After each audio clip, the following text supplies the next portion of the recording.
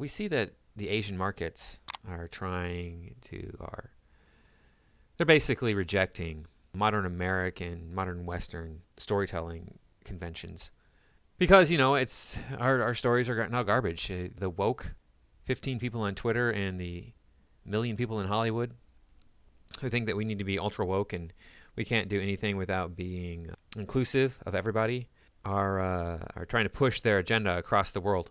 I think that this progressiveness needs to be everywhere, and they're going into Japan, and the Japanese aren't going to have it. You're looking at Japan is perhaps the most racist country in the whole world. They're just they don't want outside influence coming in. They've been this way for a long time. We see this in the movie The Last Samurai. If you remember that film from 2003, pretty good movie. It was a depiction of Japan wanting to be insular and keep out foreign adversaries. Guns were coming into the country. The culture was starting to change. The samurai fought back against this, pushed out this new technology, these new notions coming into the country, and they went back to their tradition. Well, that lasted a few hundred years. They had to eventually step into the modern era, otherwise they were going to be stuck in the past, and they wouldn't be a prosperous country anymore. But I want to talk about this, how these companies are not going to flourish in this Asian world. So welcome to my channel. I am the Anti-Woke Warrior. Please be sure to like, comment, share, and subscribe. Make sure that you're still subscribed and click the notification bell so that you can be notified whenever I make a new video. I'm sorry that this is going to be the last video I get a chance to do this week. I ran into car trouble. I had to get that taken care of. Otherwise, I would have had more time to put out another video. And stick around to the end of this video because we're going to do our weekly moment of woke. It's going to be a fun one. I say that every time I think it's going to be fun, but I just really like pointing out these little things that pop up and they don't make any sense. But let's take a look at this article, why Netflix is targeting the Japanese TV market. I'm going to go out on a limb here and say that Netflix is not growing as fast as they want to. And the reason they're not growing as fast as they want to is because they're woke. Like, I don't give Netflix my money. I don't give Disney my money. I don't give my money to woke people, to woke organizations. I avoid that if I can at all possibly. Because I don't want these notions to be supported in my culture because, as Yeonmi Park says, they're worse than the communists. And it's true, they are. They would, and you just look at the face of it. What do they want to do to me? If they had their ways, at the very least I would be enslaved. Just because of how I was born. That's ridiculous. Are you, what are you thinking? Why would you do that to somebody? Your ancestors did it in the past. Oh yes, my ancestors did it in the past before any of us were born. My ancestors didn't actually do it. My ancestors are pretty oppressed, largely. So, with little room to grow in the West, like I just said, they couldn't grow. The streaming giant is spending big on originals in one of the most coveted regions in Asia. We are looking for stories that haven't been told.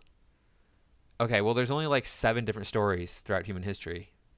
If you want to really go off the reservation and make up some weird stuff that nobody likes, then go ahead and do that. Try it and see if it works. When Netflix launched in Japan in 2015, its first move to win local subscribers was as predictable as it would prove effective. Acquire and finance as much beloved anime content as possible. Now, with the brand gaining traction in the country just as competition from other U.S. streaming rivals arrives, Netflix is diversifying its Japanese content offerings by doubling down on live-action originals. But it's doing so by working against local expectations rather than adhering to them. Yeah, that's always a good plan. You should always go into a culture and say, hey, we have a product for you that we want you to buy. It's antithetical to all your cultural norms, but we want you to buy it anyway.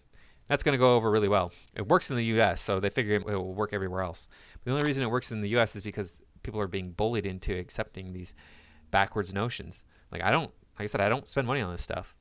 I don't spend money on stuff that's not going to serve me in some way. Netflix is not going to serve me. I'm not sure how to pronounce that. Kata Sakamoto, Netflix's head of content in Japan, says nearly every show on his slate of more than 50 Japanese scripted originals is something unlikely to have been attempted by Japan's increasingly conservative and cost-focused domestic TV industry. We're looking for stories that haven't been told, and visually, in terms of approach, things that have never been seen from here before, says Sakamoto. The company's first scripted original hit from Japan, The Naked Director, which began airing its second season in late June, exemplifies the strategy. Set in the 1980s, during Japan's bubble economy, The show is based on the true story of the rise and fall of pioneering Japanese porn director Toru Muranishi. Its quirky tone and sexually explicitness would make it a no-go for local linear TV, as would its lavish period production value. So Netflix, I guess they got a foothold in here. We don't know the budget on this. Other recent early successes include the feminist lesbian romantic thriller ride Or Die, starring Kiko Mizuhara, Japan's most popular model turned actress, and Alice in Borderland, a Hunger Games-esque YA dystopian sci-fi series based on a popular manga. Again, each involving themes or production prowess that are generally untouchable by risk-averse Japanese networks. Unsurprisingly, Netflix's large investments in Japanese originals come at a moment when Asia, and Japan in particular, are becoming increasingly important to the streamers' growth prospects as new signups in North America and Western Europe plateau. In the second quarter of 2021, Netflix added just 1.5 million subscribers globally, with 2/3 of them coming from Asia. Well, they're not adding enough from Asia, and I don't think they're going to. I mean, if you add a million people out of Asia, that's not very many. Many analysts have noted that Netflix is working to shift the narrative among investors from a focus on subscriber growth to an emphasis on return on investment. A similar dynamic is at play with the company even in Asia, even though subscriber growth potential remains relatively high there.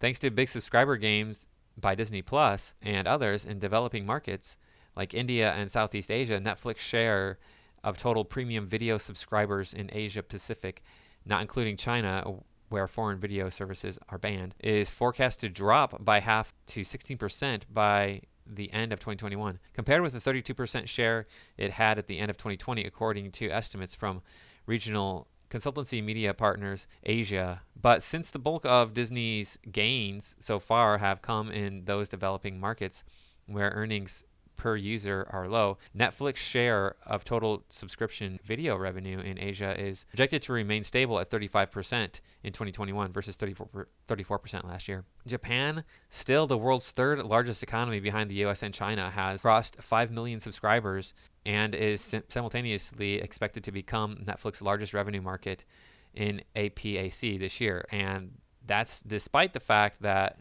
the service only commands a 10% share of total premium video minutes consumed in the country, leaving plenty of room for growth. Okay, Japan is filled with unique original stories, says Sakamoto, but on a global basis, the country's scripted TV sector, unlike South Korea's powerhouse drama industry, has created little in recent years that's traveled. A general conservative streak among network decision makers also has resulted in an industry-wide avoidance of the kind of edgy storytelling that might connect more with viewers, both internationally and within Japan. Industry figures also point to a habitual reliance on quick and cheaply made adaptations, is that a word, of best-selling manga properties, and an overall inward focus that is evident in the district low-budget aesthetic of most Japanese TV. A penchant for curiously harsh lighting and production values that feel out of touch with the global revolution in high-end serious storytelling. Japanese filmmaker Masaharu Take, whom Netflix hired as lead director of The Naked Director, says the local industry's hidebound tendencies have left many Japanese creatives dispirited. Often when we come up with fresh, interesting ideas, the Netflix executives will say that it's very interesting, but let's not do it this time because it's too costly, and how can we know that it will sell? They only want to repeat what has worked in the past. Yeah, just like everything else in Hollywood. The arrival of the other major multinational streamers in Japan is expected to further shake up the local landscape. Disney Plus, which debuted in Japan last year, declined to comment for this story, but it is known to be building a robust Japan live-action originals team and slate. Meanwhile, HBO Max, though still awaiting a launch date in Japan, has partnered with the premium Tokyo-based cable channel Wow Wow, a Michael Mann's big-budget Yakuza drama Tokyo Vice, which shot in Tokyo throughout the past year. I do hope that our work on The Naked Director has opened the door for other directors in Japan, says probably Take, sorry. And I'm now excited to see what's happening in Japanese film and TV in 5 years' time. I apologize if I mispronounce any Japanese names there. I do not speak Japanese. I have never studied Japanese, so I don't know your pronunciation conventions. But it seems to me that these Western companies going into these Asian countries, it's going to be trouble for a lot of people, because look at this. We have this show here. The Japanese internet reacts to Netflix's Kate. Movie critics and fans chime in and give their opinion on the film. Have you seen Kate yet? Nope, and I probably will never. Folks in Japan have, and they have opinions. Let's have a look. The Netflix original debuted last Friday, so it's a Netflix original. That means it's garbage. Have you ever seen these Netflix originals? They are so bad. Set in Japan and starring Mary Elizabeth Winstead, it tells the story of a deadly assassin out for revenge. Internationally, the reviews for Kate have been not great. As a writer, the film holds a 43% rating on Rotten Tomatoes. Generally, when Hollywood or other film industries portray Japan, they tend to get a bunch wrong or drag out old, tired cliches and stereotypes. Hello, Kate. Yeah. It can be easy to pick apart these films, kick the legs out from underneath them for all they do wrong, but it's also equally fascinating to see how Japanese domestic audiences respond. This is the latest in a long line of women assassin movies, a subgenre defined by Lady Snowblood and La Femme Nikita. It's also the latest Foreigners versus the Yakuza flick, an even narrower crime subgenre that kicked off with Sidney Pollack's The Yakuza and has gone on to include films like Black Rain, Kill Bill, Wasabi, and even to an extent The Wolverine. But what did people online in Japan think of Kate? Below are excerpts from Japanese movie websites as well as online user reviews. Look at this. 3 out of 10 from Cinema Drake. Kate's concept does closely resemble Quentin Tarantino's 2003 film Kill Bill, but here is a movie that clearly displays a lack of progression in the direction of Japan over the last 18 years. This is truly a Japanese stereotype extravaganza as thought up by a foreigner. Yep, got an 8 out of 10 here. This one here, let's see, we've got a 3 out of 10. Half-baked spy action. Inevitably, when Japan appears in Hollywood movies, it quickly becomes cyberpunk. It's as though a bit of Blade Runner has been added to reality, and this type of movie is already on the way to becoming a genre called Wrong About Japan. Here's a 6 out of 10. Here's a 2.9 out of 5. Okay, that's about a 6 out of 10. Let's see. Looking at this, you get the feeling that Japan hasn't changed in the past 20 years. It's kind of like Kill Bill meets Gyaru culture, and as for the action, it was quite cool. When will Japan's image be updated? The image of projecting an animation on the entire face of a building has never been updated since the era of Japan as cyberpunk's Blade Runner. Yeah. So people are not really liking this a lot. It was fairly interesting. It was a little like Kill Bill. Okay, here's a 2.5. This is nothing more than foreigners' delusions of Japan's underworld society and underground culture. There is zero character depth. Okay, that's an important one right there. Having character depth is important. And movies don't do a lot of character work anymore these days. I've noticed that. It's really unfortunate. That's what will make or break a movie, honestly. It's feeling for the character, feeling like the character is being cheated in some way, or the character has a reason for doing all of the things that he or she is doing. It felt like an anime brought to life, recommended to those who like John Wick style action. I don't really care for John Wick style of action. I mean, I don't mind the action of John Wick. It was just nonstop, him just killing people. And I'm like, okay, is there a point to this? This was like Blade Runner meets Tokyo Drift meets The Professional. It's a movie that goes along with developments and elements you've seen before. Okay, so yeah, typical Netflix stuff. It feels like watching it as a Japanese person is uncomfortable, but it's interesting for foreigners watching. Got a high score here. This is 4.8 out of 5. The story is simple. The ending was meh, but I like the look of it and was pulled in. Oh, okay. If you like the look of something, why don't you go look at a painting? Okay, here we go. No way Japanese Yakuza can get polonium. It's way too hard to get their hands on that. Haha, 1.2 out of 5. Here's a 2.6 out of 5. As expected, the depiction of Tokyo was strange. I imagine the director is a fan of Ghost in the Shell. You gotta get your source material correct. This thing is not been well received. Looking at this image right here, assuming this is the main character, this is a movie that I would never see. She looks like a person that I would not be interested in or feel anything for. So let's move on. Online response in Japan to Netflix Cowboy Bebop, generally not favorable. So purposes of full disclosure, I am not a Cowboy Bebop fan. I've seen a few episodes, maybe 6, and it just didn't really grab me. I didn't feel, again, for the characters, I just couldn't find myself feeling for them. This does not look like Cowboy Bebop. When I look at this image here, the Corgi is the closest. This is like the closest character match out of all the characters in Cowboy Bebop, which and it doesn't even match. The corgi in Cowboy Bebop, as I recall, was all brown, at least all brown on top. I think it was all brown all over. But these characters are wrong, and they're not going to fly in Japan. People aren't going to want them. Yesterday, Netflix shared the multiple images of its live-action adaptation of Cowboy Bebop, which will begin streaming on November 19th. American fans, including Otaku USA readers, have begun sharing their reactions, whatever they may be, but how are people responding over in Japan? Sarah News 24 took a look at the online responses to Netflix Japanese announcements, and they're generally not favorable. These reactions are from Twitter and not a survey based on empirical evidence, so take them for what they are worth. Some of the negative comments include Spike doesn't have his messy hair or world-weary expression. So I'm really worried about this. I've actually seen cosplay that looks better than this. Looks like some sort of gag cosplay session. This just looks somehow off to me. They look more like the cast of Black Lagoon. Looks more like City Hunter to me. City Hunter was an anime, I think, about the same time Cowboy Bebop came out. It was also a live-action show with Jackie Chan. Others were on the fence about it. Not entirely sold, but I'll probably watch it to see how it is. It's good to see they're trying to stay close to the original work and not making all sorts of weird changes. Not sure if I'm confident they can pull it off, though. Looks like they're not staying close to the original because Jet Black was not black. You have Spike here he doesn't look, I mean, he looks maybe a little bit Japanese in the show, but he looks very Japanese here. And then you have Faye, who's like totally wrong. So they got the characters all wrong. And there are fans who are just plain excited to see it. Another portion pointed out that the people from the original anime are involved. Okay, so great. People from the original anime are involved. So yeah, people are not happy about this Cowboy Bebop thing, and it's just more proof that the West imposing itself on the East is not going to work. And we see that here with Chinese celebrities warned over morality in cultural crackdown. Entertainment industry told us to oppose decadent ideas of money, worship, and hedonism.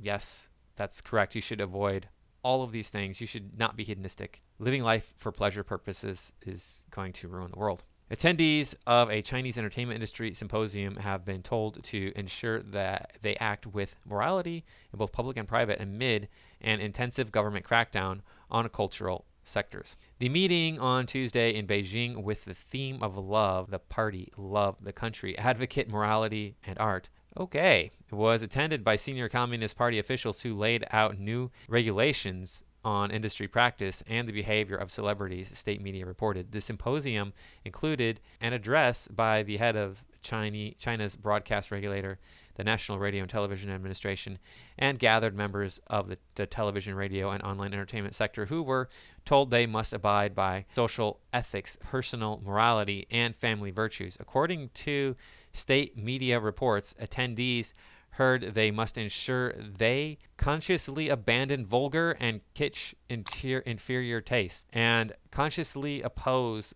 the decadent ideas of money, worship, hedonism, and extreme individualism. The extreme individualism like we have here in the United States is what we live for, is freedom. Right? That's why we're better than China. But China is like, yeah, we don't want to lose our country, so knock that stuff off. In recent weeks, the authorities have banned some reality shows, restricted social media fan culture, and ordered broadcasters to resist abnormal aesthetics such as sissy men.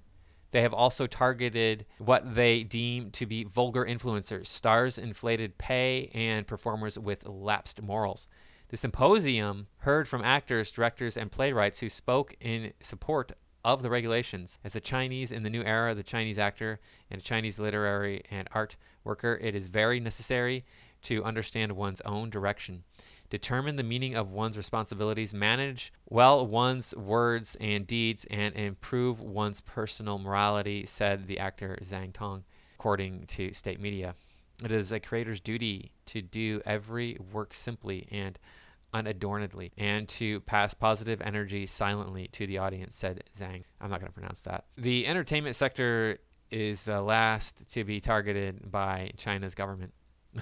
The tech industry, including leading business people such as Jack Ma, has faced waves of regulatory changes and investigation. Online gaming has been strictly curtailed in the name of protecting children, and social media companies have been ordered to rectify chaos in celebrity fandom, including banning lists that rank people or products by popularity. Several high-profile celebrities have been targeted in recent weeks. The actor, whoever, was fined $46 million for tax evasion last month, about the same time that the actor and Fendi brand ambassador Mrs. Wee had her name removed from all works on major entertainment platforms. This guy was similarly punished and deplatformed after old photos of the actor resurfaced showing him visiting the Yasukuni War Shrine in Japan, sparking online national rhetoric. Wow. So they're really strict over here in China, but you can see they've gone to a very far extreme to uphold the Communist Party, to maintain that Communist Party. Whereas in Japan, they're strict, but they're just like, yeah, we strictly don't like your Western sensibilities in our stories because they're just bad sensibilities. So hopefully Japan doesn't go down the same route. It doesn't appear to be authoritarian. Most of Asia does not appear to be, I guess most Asian countries, I should say, do not appear to be authoritarian. You got North Korea and China. Those are the troublemakers. I don't know about maybe like Myanmar and some of those other countries in the Southeast Asian Peninsula would ban this stuff or have like restrictions on this stuff. But you see, we're not going to maintain that Asian market if we keep going the way that we're going. These countries, you look at this image here, the Asians, they're openly racist against African people. The way that, you know, their countries are just like, yeah, we don't like those people. We don't want to see those people in our shows. And we saw that with the Farce Awakens shrinking John Boyega on the poster because the Chinese don't want black people in their movies. They want black people in their culture. I don't agree with that, but that's their choice. They have freedom to do that. We might say it's wrong. They shouldn't do that, but they would say that the way we do things is wrong and we shouldn't do it. And the way things are going in this country, when you got everybody at each other's throats lately, who knows who's right. But I do know that wokeness has already ruined American storytelling. So now let's move on to the weekly moment of woke. So AOC here, she unintelligibly defends Biden's disastrous Afghanistan withdrawal. This is war. Let's see what she has to say. And by the way, I don't know what the measure or expectation is of what a quote-unquote successful withdrawal is, but I hope people understand that this is what war looks like. It is not neat and it is not pretty. It is violent. It is brutal. And we're out here expecting like this is supposed to be a cakewalk. I mean, this is war. So there's AOC putting in her 2 cents about what war is and how withdrawals are brutal and messy. Okay, so that explains why all of the other times we've withdrawn from a country, it hasn't gone spectacularly poorly like this time. And I would have had a different, much more aggressive approach to Afghanistan. That's my opinion, what we should have had. But I know everybody today is like, oh, we gotta like not be overly harsh with them because the media is here to report on it. I get it. People are like, oh my God, what are we doing in that other country? We're just killing innocent people or whatever.